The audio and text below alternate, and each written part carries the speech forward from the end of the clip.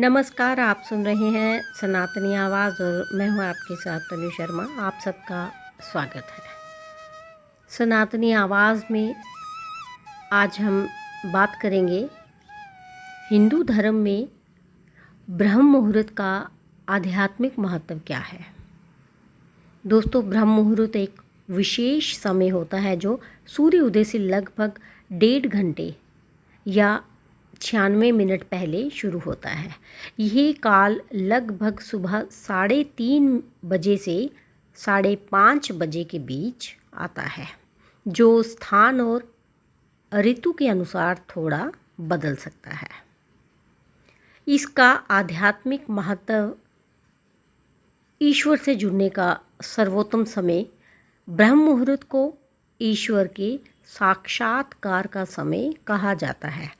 इस समय मन शांत और वातावरण सात्विक होता है, जिससे ध्यान, जप और प्रार्थना अधिक प्रभावी होती है। इस समय की गई प्रार्थना और साधना से मन बहुत जल्दी एकाग्र होता है। ऋषि मुनियों ने भी इसी समय उठकर तपस्या और वेद अध्ययन किया। दोस्तों, कहा जाता है कि ब्रह्म मुहूर्त में वायुमंडल में सत्व गुण की प्रधानता होती है, जो आत्मा की उन्नति में सहायक होता है। इस समय मन शांत और आत्मा जागरूक होती है, जिससे ईश्वर से जुड़ना आसान हो जाता है।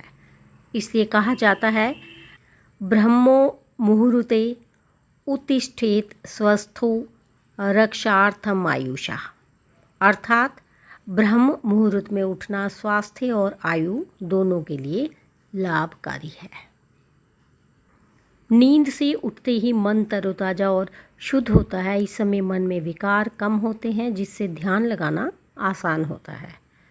योग शास्त्र में कहा गया है कि ब्रह्म मुहूर्त में की गई साधना का फल सामान्य समय से कई गुना अधिक होता है।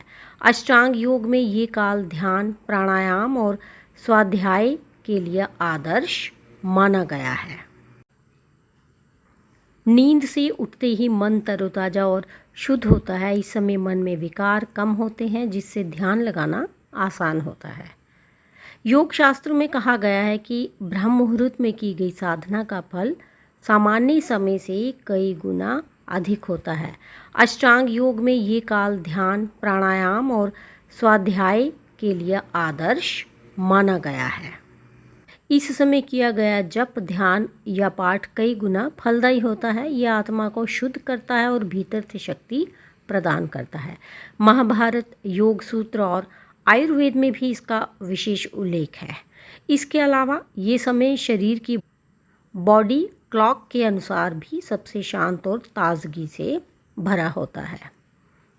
आध्यात्मिक दृष्टि से ब्रह्म मुहूर्त में उठकर साधना करने से व्यक्ति का आत्मिक स्तर ऊंचा होता है। जीवन में ध्यान, शांति और आत्मज्ञान आता है। जो भी व्यक्ति इस समय का लाभ उठाता है, वह धीरे धीरे आध्यात्मिक प्रगति की ओर बढ़ता है। तो आइए हम भी इस दिव्य समय को अपनाएं और अपने जीवन को आध्यात्मिक रूप से समृद्ध बनाएं।